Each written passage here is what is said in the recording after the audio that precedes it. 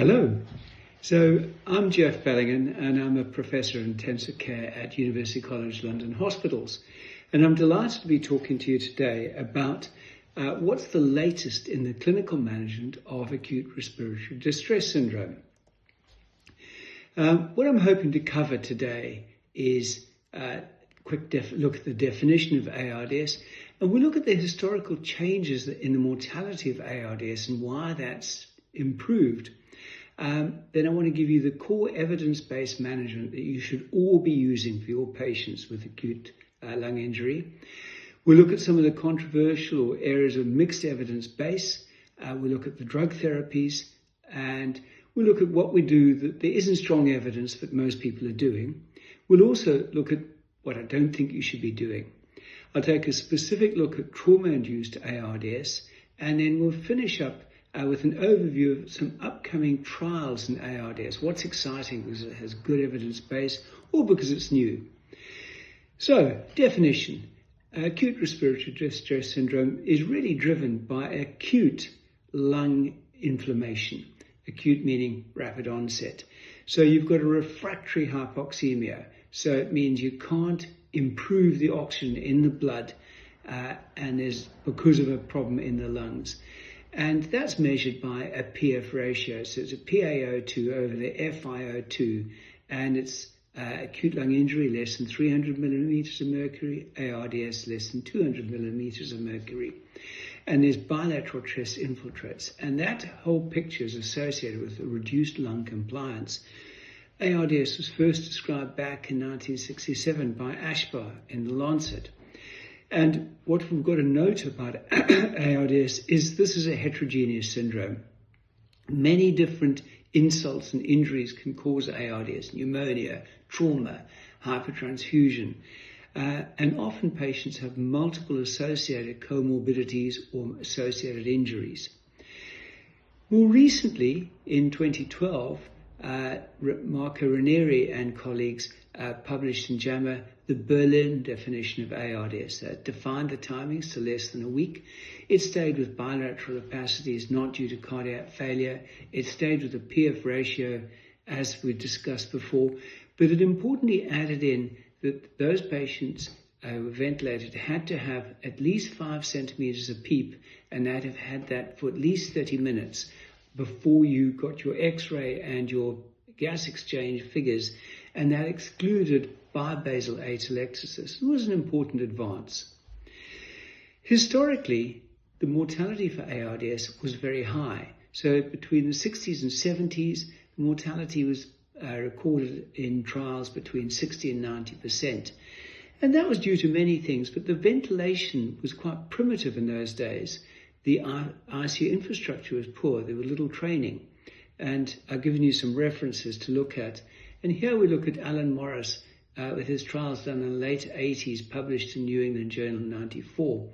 And he was looking at a computer algorithm to set the mechanical ventilator versus clinicians setting a mechanical ventilator. And what was amazing was the mortality was 90% in both groups. So that shows how poor the outcomes were. 9 in every 10 patients with ARDS died.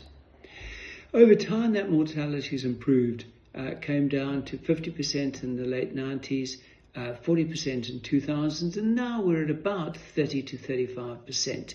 And there's some references there if you look at. Showed more clearly on this graph.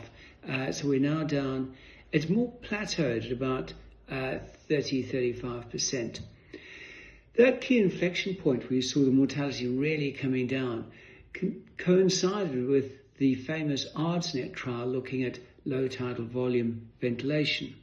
But importantly, the mortality was actually improving before the trials, and its decline has been much greater than the impact of the trials. So the key message, not all improvement is trial driven. And why is that? Well, we've had better training in intensive care, better doctor training, better nurse training. Mechanical ventilators are vastly improved and far more finessed. Better monitoring. So we've got arterial line monitoring, central line monitoring, and a multitude of other approaches to monitoring our patients. We've got less injurious mechanical ventilation, even pre the ARDS trial.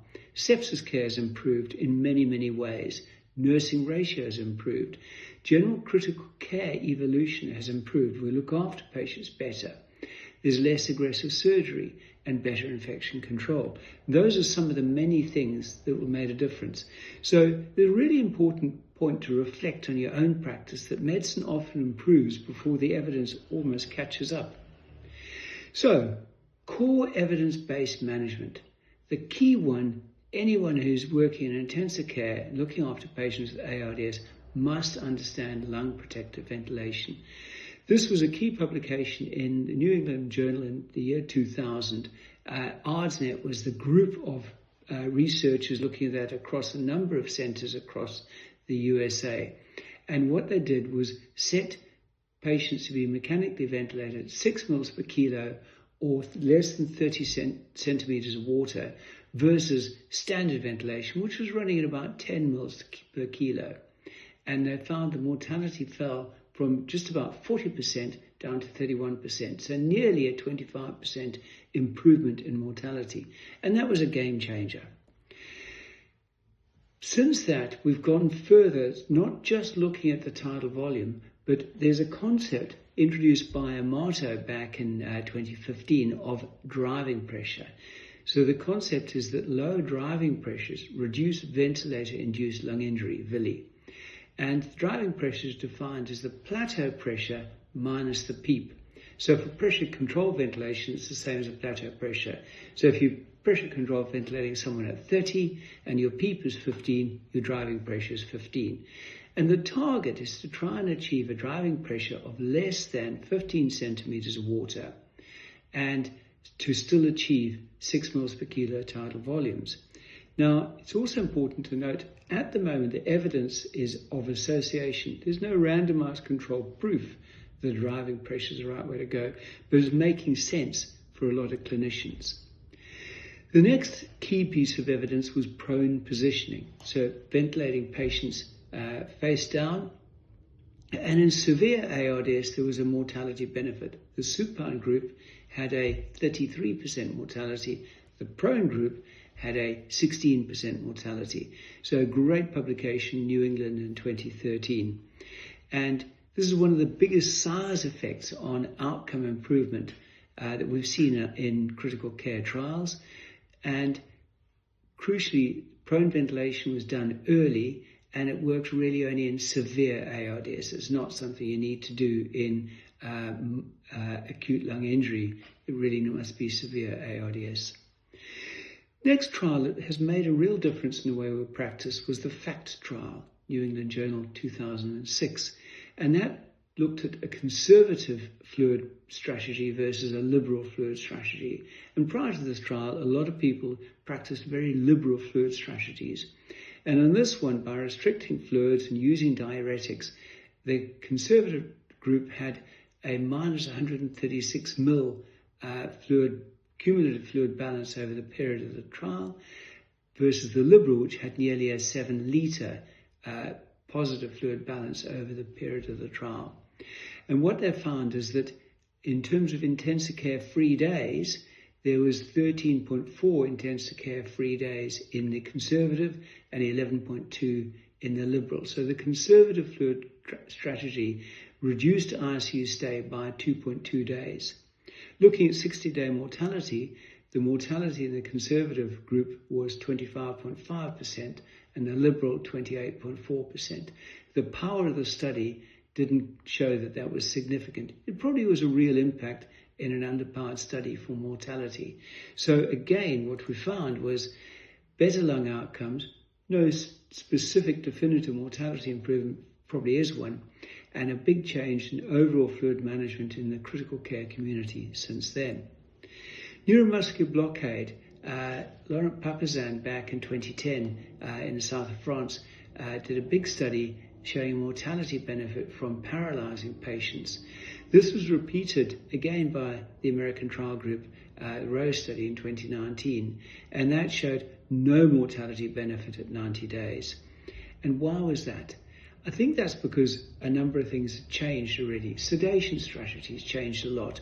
We used to deeply sedate patients. Now we sedate them lightly and allow spontaneous breathing. We can manage desynchrony without paralysis because of better mechanical ventilators and better pressure support breathing, and PEEP has been more standardized.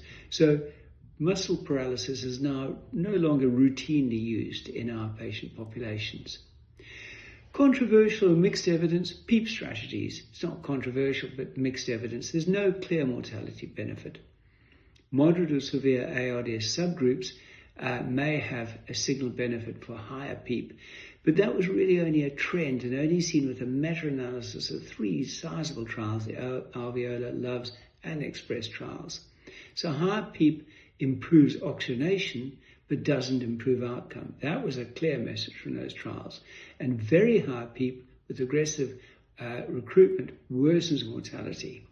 So that was all summarized in the JAMA paper 2010.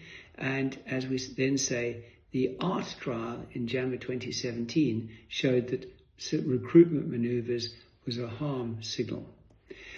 ECMO. ECMO, there's mixed evidence for ECMO.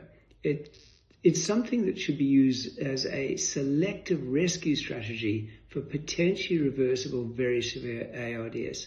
That's probably where the evidence sits at the moment. The key is timely referral to an ECMO center before irreversible ventilator-induced lung injury. So you've got a patient who's failing on current optimal therapy, predominantly single organ failure, but not always. You can be on inotropes and you might be hemofiltered. And they have a PF ratio of less than 150 millimeters of mercury on, say, 90% oxygen for more than 6 hours, and they've been ventilated for less than a week. Those are the kind of patients you should be looking at sending to an ECMO center. 2 big trials, the CESAR trial in 2009, that actually showed an improvement in outcome in the ECMO group, but a badly flawed design because the ECMO group was focused in one place, but specializing only in ECMO. The control group was in multiple small and large centers across the UK. Far better was the 2018 trial. That showed no statistical difference in mortality reduction, but there was a lot of crossover. So clinicians were already crossing their patients with severe ARDS into the ECMO group, and post hoc analysis suggested a benefit. So there's a likely benefit for selected patients. What about drug therapies? Steroids are increasingly used. The evidence base is mixed, but since COVID, I think steroids are probably here to stay for most of our ARDS patients, and there's a review in Lancet Respiratory Medicine. Inhaled vasodilators like inhaled nitric oxide, they improve oxygenation, but no benefit in terms of survival. What not to do? We've already discussed high tidal volumes, not to do. High frequency oscillation ventilation did not help, and in fact is not used anymore. Aggressive recruitment, we've already seen, worsens mortality, and liberal fluids is not a good thing. So those are things you should not be doing. What do we do that there's not really a strong evidence base? Sedation strategies. As I said, we use lighter sedation, more spontaneous ventilation. And that is just crept into the way we work, and it's probably going to be embedded over your lifetime as clinicians. But let's see. Timing of intubation. That's being changed as we speak by the advent of high-flow nasal oxygenation. Makes people confident to intubate a little later.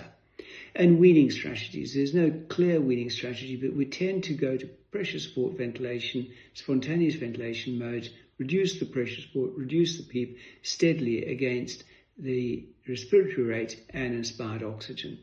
Those are all common but not well proven approaches.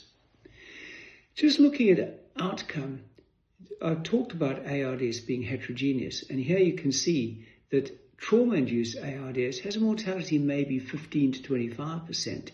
General ARDS, mixed or comers, 30 to 40%. Sepsis ARDS, 35 to 45%. So depending on the initiating insult, you might get a different outcome. So ARDS is heterogeneous. Trauma-associated ARDS, I spend a few minutes on this for this audience. It has a distinct mortality profile. As I said, the mortality is slightly lower compared to general or sepsis-induced ARDS, and that's partly because the patients are younger, fewer comorbidities, less multi-organ failure. But we can see as we go through that severe trauma can still have a high mortality. Why is the mortality bit better? It's not just the patients are younger with fewer chronic diseases, but there's less persistent cytokine storm on average, and it's more direct injury, contusion just to the lung rather than the systemic sepsis affecting the lungs and the whole body. Reversibility, trauma is often a single hit insult, whereas sepsis can be ongoing multi-hit and harder to reverse. So a lot of reasons why trauma can fare better, but an important nuance, not all trauma does well. Polytrauma with shock, hypertransfusion, the mortality can rise sharply. And when trauma ARDS behaves like sepsis, the mortality can still approach 40 to 50%. And then before we come to the end of this talk, I thought I'd just spend a few minutes looking at what's coming up in clinical trials in acute lung injury. And I've tried to look at it by those things that are likely to maybe translate and those things that are novel and maybe a way away. So biomarker stratified ARDS with repurposed drugs platform trials. What am I talking about? What we know now, and you'll see on my reference list at the end, Caroline Calfee as the key person, hyperinflammatory and hypoinflammatory ARDS are two well-described ARDS groups. So one group has a hyperinflammatory, high IL-1, and the other group, and a lot of other markers, I just mentioned IL-1, interleukin-1. The other group has a hypoinflammatory group. And these two, you can split your ARDS patients into hyper and hypoinflammatory. And that then allows you maybe to put drugs into the hyperinflammatory that you think will work and hypoinflammatory that you think will work. Similarly, you can look at endothelial injury or epithelial injury. So it used to be called direct and indirect ARDS. And if we get patients in those different groups and then take common drugs like aspirin is something people are looking at, or statins, and look at them against those different groups, we think that you'll probably find a signal. Strengths of that, we're using existing drugs, so the regulatory risk is low. The statistical design with adaptive trials is now very strong and power of enrichment. And we're borrowing from the way other worlds like oncology are working. So I think the probability of success is quite high, though it's not, apart from methodologically, particularly novel, but it's probably what we need to watch. MSC, which stands for mesenchyme stem cells. So those are stem cells and putting them into the lungs. First lot of mesenchyme stem cells, I did a big trial on that. We're looking at the whole stem cell, unselected ARDS population, intravenously injecting these. But how do you get a huge population of stem cells to give millions and millions of stem cells to people? So the newer wave now got better manufacturing, and they're taking products from the stem cells, so exosomes and secretory products from the stem cells, and putting those in, and much more defined endpoints, ventilator-free days, organ failure scores. So the strengths of these trials are there's a strong mechanistic rationale because you can get in and immune modulate and repair the alveoli. And there's good preclinical evidence, and you can put it into subgroups. Weaknesses, phase 3 still neutral at best, and there's biological variability is still a real risk. So probability of success, a bit down, but quite nice and novel. Broad anti-inflammatory agents or single target immune drugs. These are what happened over the 90s, 2000s, 2010 and 20. Cytokine blockers, neutrophil inhibitors, anticoagulant pathway modulators, but they kept failing. And that's because ARDS is not one disease pathway, the one magic bullet. Also timing, when do you give it? Early, late, when is inflammation at its peak or not? And how do you get into the lung or systemic? So lots of challenges. And the probability of these, I think, in the future will be low success. And we've really tried a lot, so I'm not sure this is particularly novel. And then finally, gene expression and RNA-guided therapies. So this is still really at the early academics stage. So small inhibitory RNA targeting agents to target inflammatory cascades, mRNA programs to get epithelial repair, endothelial stabilizing pathways. So these could theoretically reprogram lung injury, and they can go with the phenotype I mentioned earlier, but quite risky. How do you get them into the lungs? That's at scale really unknown, and the timing really unknown. So probability of success at this stage, low, very novel. Final take-home messages. Few things improve the survival other than gentle ventilation. Remember, 6 mils per kilo, less than 30 centimeters pressure control. Most of the gains have been great supportive care, great doctoring, great nursing, really looking after your patients properly. And mortality has improved from far more than just the trials, with better plastic wear, all the things we discussed that have improved our outcomes. Important caveat, ARDS is heterogeneous. The mortality is heterogeneous. Mild and severe ARDS are very different beasts. Etiology, sepsis, trauma, COVID, it all matters. And the mortality reports, 28-day, 90-day, 60-day, all matter, and they can get very confusing. And study design, randomized control, trials, observational. And will the future of ARDS be personalized care? So on that note, I'm going to say thanks very much. Thanks for listening. And I'll leave you with a set of reference slides for your future education. Thank you all. Goodbye.